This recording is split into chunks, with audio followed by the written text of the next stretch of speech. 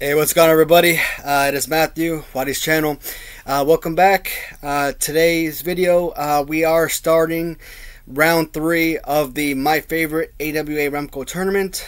Now, just prior to us beginning the next set of matchups, there are a couple of things of note that I do want to mention prior to start around beginning round 3 here. So the first thing, Russ did kind of point out to me in the last video that I kind of made a mistake, and I'm kind of surprised at myself that I didn't pick it up right away. So in round 1 of the tournament, from the High Flyers, the white jacket Jim Brunzell figure did defeat his opponent and moved on to round 2. A very similar figure, the Greg Gagne, for whatever reason, I wasn't able to pick him over whoever his competitor was in the first round. Now, a lot of times with the original figures, whether they lost or won, it didn't matter. I had been putting the figures back on the loose display shelf. So when I started round 2, I grabbed Greg Gagne instead of the Jim Brunzell figure. So when I did my round 2, I was calling Greg Gagne Jim Brunzell. So again, I don't know how I didn't pick that up. So the Greg Gagne figure actually defeated his competitor in round 2, so he was able to move on to round 3. I don't think it made much of a difference, regardless of whether I chose Greg Gagne or Jim Brunzell. That figure would have defeated the opponent anyways, so it doesn't hurt anything by using the Greg Gagne figure as Jim Brunzell. But in round 3, I am going to use the correct figure. Again, Greg Gagne was a round 1 elimination, and Jim Brunzell will be part of round 3 correctly. The second thing that I noted, right after I finished filming round 2, video 4, or part 4, a couple days later I was looking at the display shelf, and I noticed Carlos Colon right there with the Series 4 figures, and I'm like, wait a minute. I don't remember using Carlos Colon in round 2 at all. And I went back, and I know, because I was positive he won the round 1 matchup. Sure enough, he won round 1, and I didn't pick him at all in round 2. Good and bad to an extent. Good thing is, it was already an even number of figures, so Carlos Colon would have been left over, which means that the last matchup would have been a 3-man matchup, and I would have lost 2 figures instead of just 1. I did lay out the figures for round 3. They are evenly distributed. I thought maybe I would have been able to use the new custom I was talking about. Now, I can do a quick round 2, part 4, with and add a 5th match, and use that custom with Carlos Colon. But again, you know what? That might actually work. So that means that round 2 will still be even if I use the Colon and the other custom figure I got in. So that would still make an even number. But once I get to round 4, it's going to be uneven. Maybe. You know, I'll do that. So this first matchup I'm going to use is going to be considered the 5th matchup of round 2, video 4. And it is going to feature Carlos Colon from the Series 4 grudge match. And this new custom that I just got in, based on the color of this figure, you know, a few alterations, this would actually make a really solid British Bulldog based on the LJN display. But Carlos Colon is going to square off against the LJN inspired Brutus Beefcake. Now, when you look at the Brutus Beefcake head, and again, based on the color scheme, very reminiscent to that of the, I should have brought down the Brutus Beefcake LJN. The only thing that he doesn't have on here, he doesn't have like those little black dots on the pants, which would have made this very reminiscent to, even more reminiscent to the LJN style. And like I said, the color scheme even blends in even more beautifully with the British Bulldogs. So swap out the head with something more Davy Boy or Dynamite Kid related. This would still make it a fantastic Bulldog figure. And you know, even the gloves for Brutus is been upgraded. When I said that I know it was going to be an unfair advantage bringing in a new custom for the first time in round 3, which technically this would be still considered round 2, because he didn't have to go through the first round or first 2 rounds. I'm not going to alter anything. I already have the layout of the figures. And in fact, I already had included Carlos Colon in one of them. So you're actually going to see 6 matches in this video. The ending to round 2. And you're going to see one of these figures again in the same video as it officially begins round 3. And this is what I was talking about, man. This figure not only could win this matchup, but this figure right here could win the entire tournament. It is that good. So Brutus Beefcake, when he first entered WWF, obviously good friends with Hulk Hogan, and it seems like wherever Hulk Hogan goes, Brutus Beefcake follows. And was he the greatest wrestler ever? From childhood, I honestly remember him more for, you know, the barbershop segments than as a wrestler. But I knew I grew up watching Beefcake, so I've always been a fan of his. Didn't like his Series 1 Hasbro figure, but I mean, that's about it. And of course, the most infamous scene with Brutus Beefcake, or the Beefcake, or the barbershop, had nothing to do with Beefcake himself, but had to do with the Rockers and, you know, Shawn Michaels obviously turning on Marginetti. So that one scene will always live in infamy in my mind. Love the figure. I love the fact that he was tag team champions with Greg Valentine. Again, one of those tag teams you really wouldn't think would work too well, but they made it happen. He played a lot of different characters. Again, following Hulk Hogan wherever he goes. Once he left for WCW, so did Brutus Beefcake.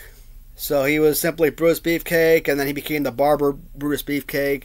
He moved on to WCW, became guys like Zodiac, Megamaniacs with Hogan in WWF. Zodiac, he played a couple of different characters. Bootylicious, I don't know if that's a name or anything, but something similar to that, I think. Again, I didn't watch him in WCW, so I really don't know all the different gimmicks, but one of those guys I think would have been underutilized, kind of like Marty Jannetty. You know, Marty Jannetty should have been a star in WCW and really didn't do too much. Carlos Colon is obviously a WWE legend. I believe he started his career in the 1960s, and he wasn't just a wrestler, he was also a promoter for his native Puerto Rico. And, you know, coming to the island, continuing his long-standing rival with guys like Abdullah the Butcher, which, again, the Butcher and Carlos, you find in that 2-pack grudge match battles. And there are other guys like, you know, Ernie Ladd was a big one. He had a big feud with, like, a Gorilla Monsoon. For me, Gorilla Monsoon was always like this really awesome commentator for wrestling matches. I really didn't know too much of him as an actual wrestler, but again, Gorilla Monsoon had been around forever, even when I had started watching wrestling towards the latter half of the 80s, early 90s. Carlos Colon, as I've said before, even though I never saw him officially wrestle myself, when I saw this figure for the first time, I immediately knew Carlos Colon. And it's kind of interesting that someone who's never seen the guy wrestle before knows exactly who he is. And it's based on that 91 or 92 Royal Rumble, because I remember him entering with this exact singlet. And I remember them calling out Carlos Colon, and for whatever reason, that name has always stuck in my head. And things like, you know, what you would find with the little scrunched up forehead and everything is so awesome. Here's a toughie, because this legitimately has a shot of winning the entire tournament. There is absolutely no doubt about it. But Carlos Colon, as I've said, easily, if not on the top 5 list, easily right there with Abdullah Butcher among the grudge match figures, with the top 10 figures of the entire original AWA Remco line. Theoretically, I know more about Brutus Beefcake, so it makes sense to push him forward. But the fact that he missed the first round, does that play a role? Maybe, maybe not. To be honest, I don't think so. I'm still going to choose Carlos Colon. When I got this figure in, I actually thought that he was going to make a much greater push. Again, it was all depending on who he squares off against. And Carlos Colon, this original figure is just too good. I don't see why this figure shouldn't make it at least another couple rounds. But Carlos Colon is going to push to round 3. And with that, we are now 100% officially complete with round 2. And at this stage, we are considering this part right now to be round 3, part 1. So, the way that I have these figures pulled and laid out, you are going to see this in the second matchup here. And the first matchup of round 3, part 1 is going to feature, from that grudge match in Series 4, an original Abdullah the Butcher, as he squares off against Ted DiBiase. Now, Abdullah the Butcher, kind of like your King Kong Bundy in size, but where King Kong Bundy was like extremely mobile in the ring, this guy just could not, just it had no energy. I mean, based on his build, made a lot of sense. And of course, with Remco's, when someone's, you know, overweight or, you know, has a gut on them, they give them this type of body type. But you take a guy who's 275 pounds, let's say 300 pounds, compared to a guy who's nearly 500. I don't know how heavy he was, but I'd have to say at least easy north of 400 pounds. And kind of give him the same body type, it's kind of slap in the face, because no. Abdullah Butcher, even though this figure does not have all the accessories loose, it is still one of my favorites regardless. You throw on the boots and pants, awesome. You know, a little covering for the figure. And as I've said, possibly one of the most hated or disgusting wrestlers of all time, but he was also one of the most interesting cats out there. As I said, you know, what was he famous for doing? Like taking knives or forks, whatever, and slicing up his forehead. And that's where you get all those nice little divots in the forehead up right below his hairline. So that's pretty interesting that they include that. That is brilliant.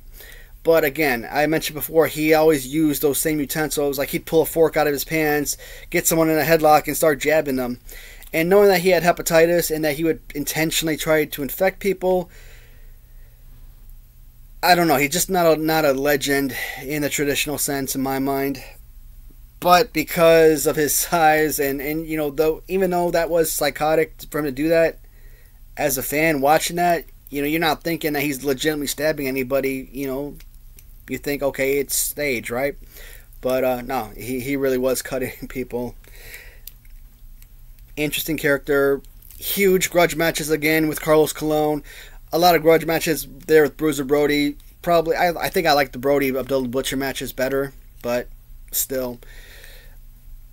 The only character to never appear at WWF or WWE, I don't know why I can't pronounce those two letters together. Technically one letter, WW.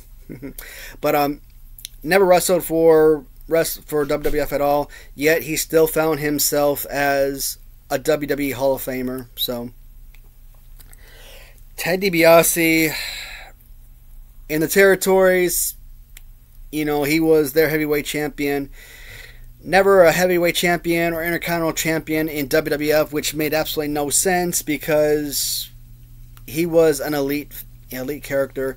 He actually had to go out, I think he paid like $1.5 million or something like that, or at least that's what, you know, the kayfabe says, is that he paid like over $1 million for this diamond embedded money championship belt, the $1 million belt, and it was never recognized as an official championship belt. But come on, to me, that championship belt will always be, if not the #1 greatest belt ever, probably #2. So obviously the Hulk Hogan Winged Eagle belt is the belt that I'm familiar with throughout, you know, for most of my life. So that will always probably be #1. But still, an amazing talent regardless of wherever he went.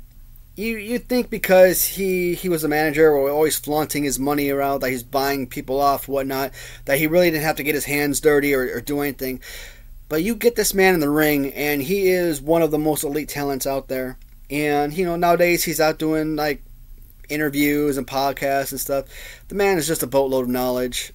I haven't really heard a lot of... I think I've heard a couple of them, sadly. But this is definitely someone I would love to hear more from.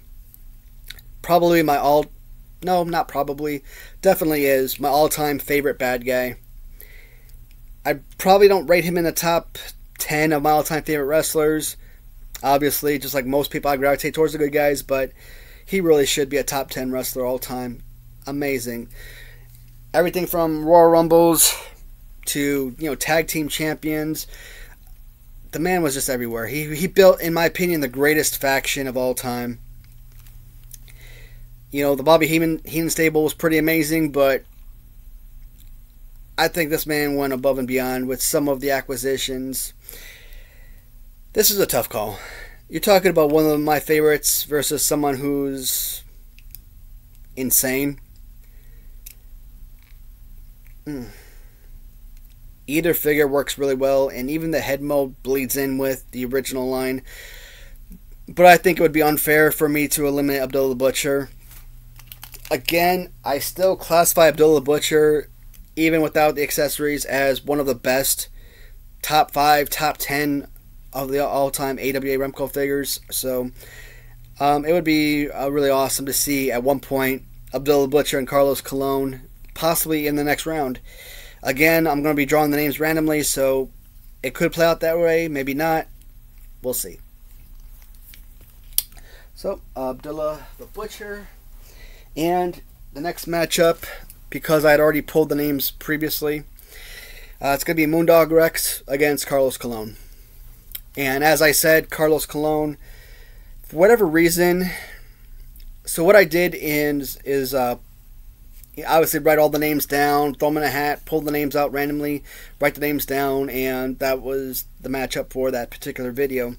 And then later on, I would take the winners, put them in a pile, and once all the names were complete, took all the winners, put them back in the hat. And I completely missed him in round 2. Maybe I threw away that paper, I don't know. But he wasn't obviously in part 2, and that's why I had to do that quick matchup for him. So I did include his name in round 3, and during that drawing, he was squaring off against Moondog Rex.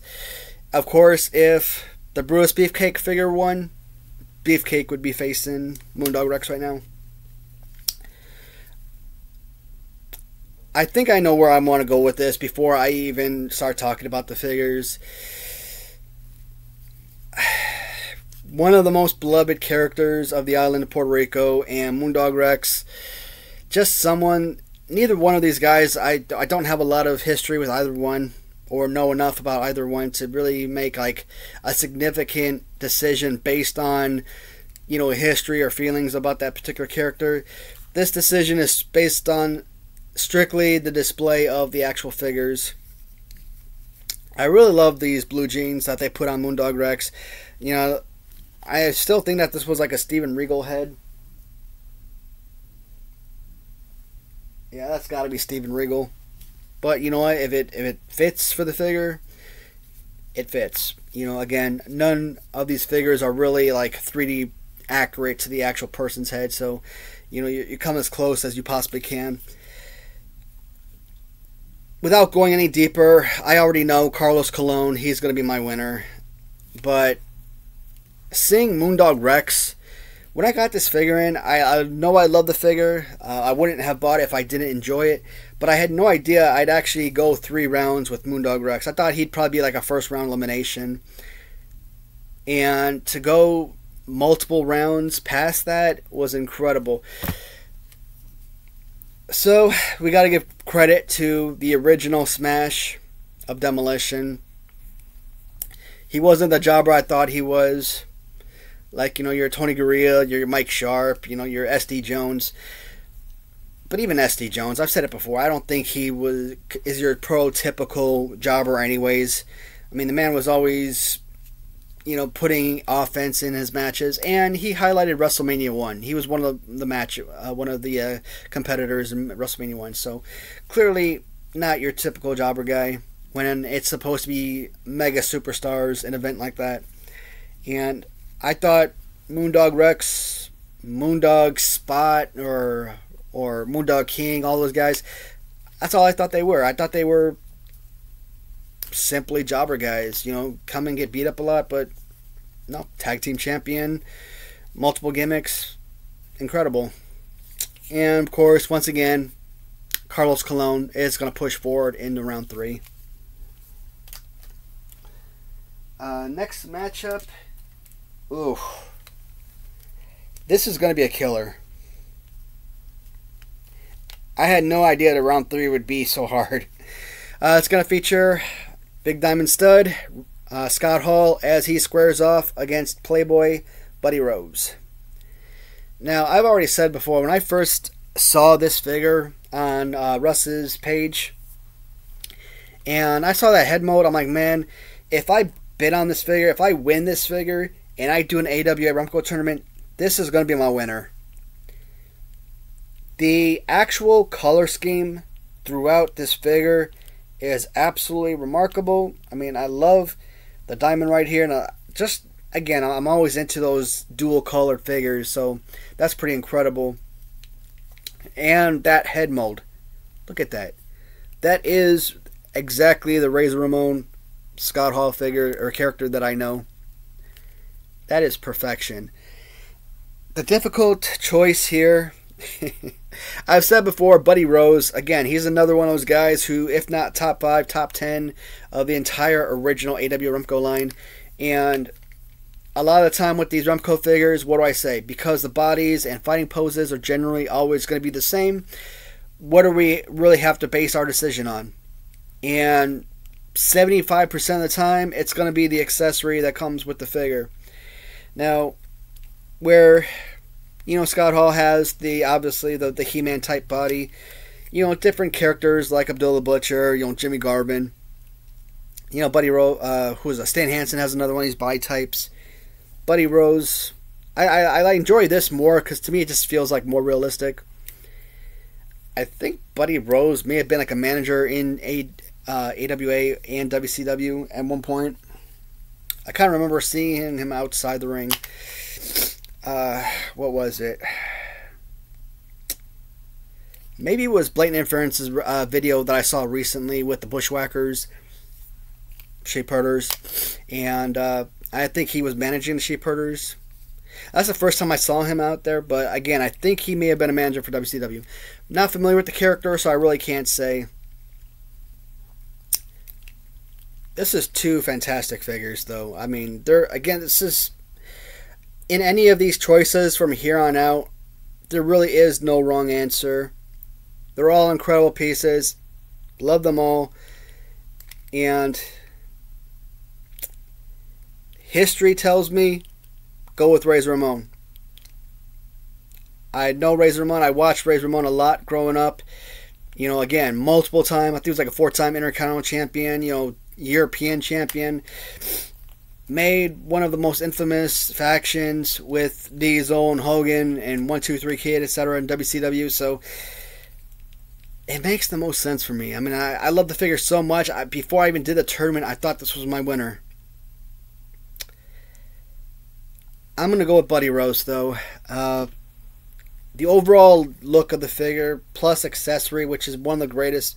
And even as a loose figure, nowadays, this figure is like a $200 or $300 figure nowadays. So, I mean, should I really put the value of the figure itself, you know, use that as some kind of criteria? I probably shouldn't, but I also feel like if I'm running into a brick wall and I really don't know who to choose, I have to add as much criteria into it as possible. And if overall value plays a role, that's got to be something to take into consideration.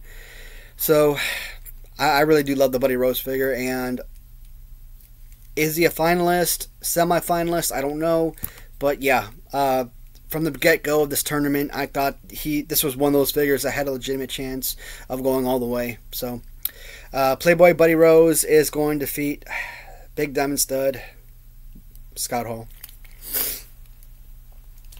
You know the odd thing about this, the first round in particular was just so custom heavy.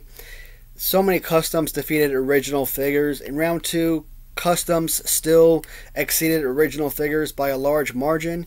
But so far here in round 3, 3 matches and already 3 original figures have pushed forward into round 4.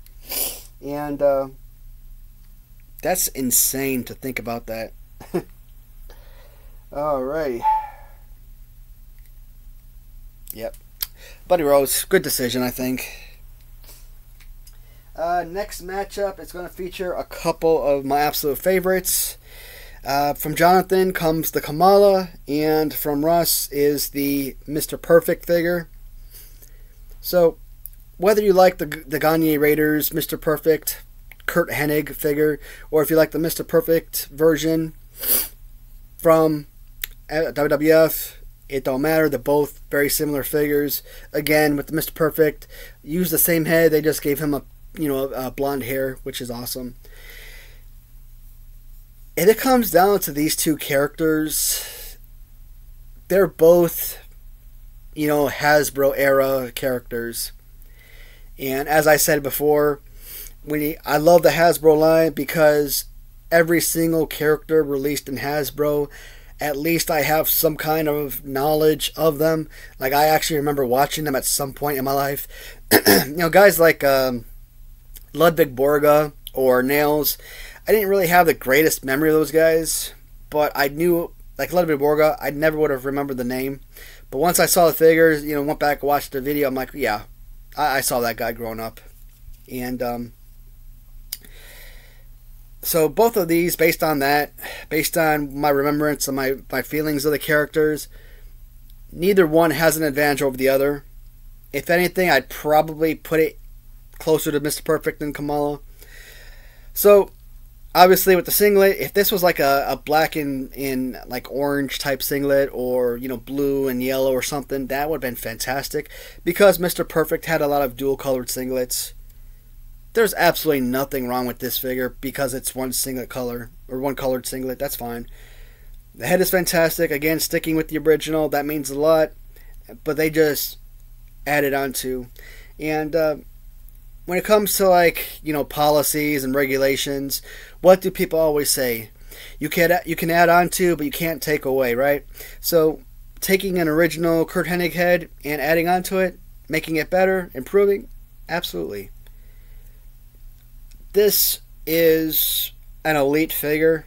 Not a good figure, not great. It's an absolute elite figure, one of the best. The only downside is, as I mentioned before, the ponytail did break off, so that kind of sucked. But incredible piece nonetheless. But the Kamala, I mean, every time I see Kamala, any of his action figures, the WD Legends I have hanging up right there, his Hasbro figure, which is fantastic, his Legends of Professional Wrestling figures, which are a couple of the best, his LJN, which is one of the single greatest wrestling figures, period, regardless of character, regardless of line, and throwing in the Spear to boot, I mean, they really dialed that up, adding not really a loincloth, but, a little skirt, whatnot. Such a perfect figure. Because I've made 2 LJN tournaments, and Kamala made it at least the semifinals each time, there's no reason to think coming into this tournament that this Kamala figure couldn't make the semifinals again. Does he defeat Curt Hennig in this matchup? That's the question. And 2 great figures, 2 figures that could be finalists. Last 2 men standing. So it's disappointing to lose one in the 3rd round. As we know, 3rd and 4th rounds are going to be the most difficult rounds. By the time you get to round 5, you pretty much should have an idea of where you want to go by then. Or at least close to it. It doesn't make it any easier. Not too much more I can add to these characters that I haven't said in previous videos. So I'm going to just go ahead and make my decision. And I got to go with Kamala. Just too solid of a piece. And like I said, the fact that the spear actually fits in the hand beautifully and you can move around and do things with this, I mean, this is, like I said, if this guy doesn't win the tournament, it would be a shame, but a no doubt top-notch action figure regardless. So, Kamala is in round 4.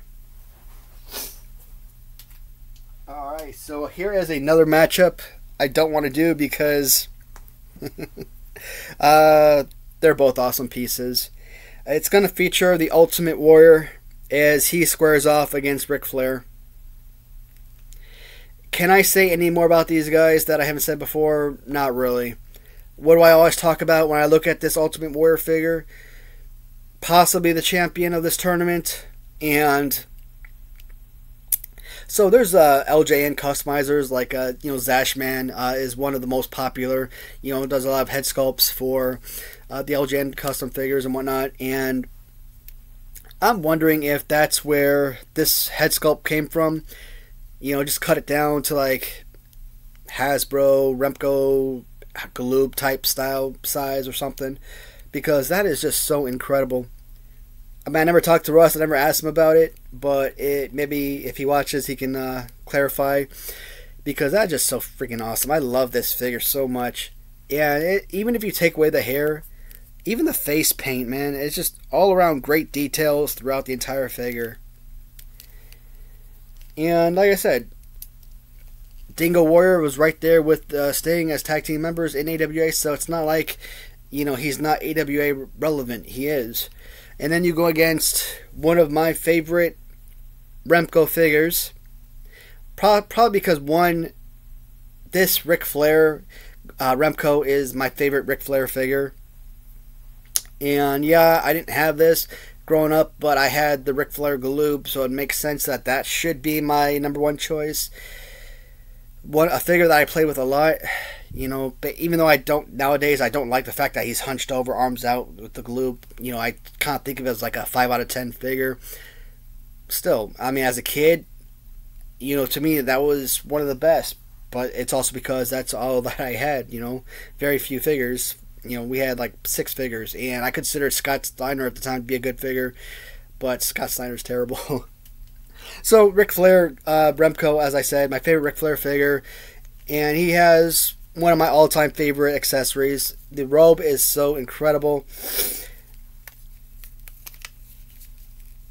I can stick with what I've done already, stick with the pattern, and choose yet another original figure over a custom. This wouldn't be a bad figure to see in round 4. This wouldn't be a bad figure to see in round 5 or round 6. Could Ric Flair win this tournament? I would argue yes. Why not? Ultimate Warrior, my number 2 all-time favorite wrestler, squaring off against Ric Flair, possibly my number 1 most hated wrestler. As an adult, my feelings haven't changed. I still do not like Ric Flair. I mean, that just means the man played his role to perfection. And who was it? I think Jason over on JP's World Wrestling, I think he said in one of his videos that he met Ted DiBiase, and I could have the wrong wrestler, but I think he met the $1 Million Man, and he told him, you were one of my most hated wrestlers, and Ted DiBiase basically gave him a thank you. That just means he was doing his job right, and in that case, I kind of feel the same way about Ric Flair. It just means that he played the bad guy to perfection. I appreciate his career. I appreciate the 24 or so championship belts that he won on multiple continents. Everything from the territories, NWA, AWA, WCW, WWF, I mean, New Japan Pro Wrestling. The man was just everywhere, and he was always classified as the world's champion. In the last video I talked about how he went to Japan as said world champion, and people didn't know who he was, but everybody knew who Hulk Hogan was. But that's not so much that Hulk Hogan was a big superstar in the United States. Hulk Hogan was also a big superstar in Japan as well. So you know, it kind of made sense. Alright, we're over 30 minutes, so I'm going to make my decision, and I've got to go with the Ultimate Warrior. Nothing wrong with the Ric Flair figure. To me, he would have been a legitimate contender for my favorite Remco figure, but right now, I'm putting my money on Ultimate Warrior. Does that mean that this Ultimate Warrior wins the tournament? Absolutely not. It just means that right now, based on the figures I've gone over and how much I appreciate this figure, and particularly, I just would think that this would be my best option. Now, I'm not saying, guys, stop watching because you think I've chosen my guy. Again, anything could happen in the coming matchups. But Ultimate Warrior makes it into round 4. Alright, so that is the 5 winners. Again, Buddy Rose, Kamala, both Abdullah the Butcher, and Carlos Colon from Grudge Match move forward, as well as the Ultimate Warrior figure. Alright, so round 3 is only going to feature 2 videos. The last video is going to have Barbarian, Dingo Warrior, the Unclothed Honky Tonk Man, Macho Man with Shirt, Boris Zukov, Jerry Lawler, the Iron Sheik, Jim Brunzell, the Sheik Al-Kassi, and Luke of the Sheep Herders will all be participating in the last and final match of round 3. Alright, so today's Thursday. What's today's date? The 28th. So this video will be posted tomorrow, Friday, and I'll probably come back down here later on today and make another video for that matchup I just mentioned. Alright, so that's it for now, guys. As always, thank you so much for watching, and I will see you in the next video. Goodbye, everybody.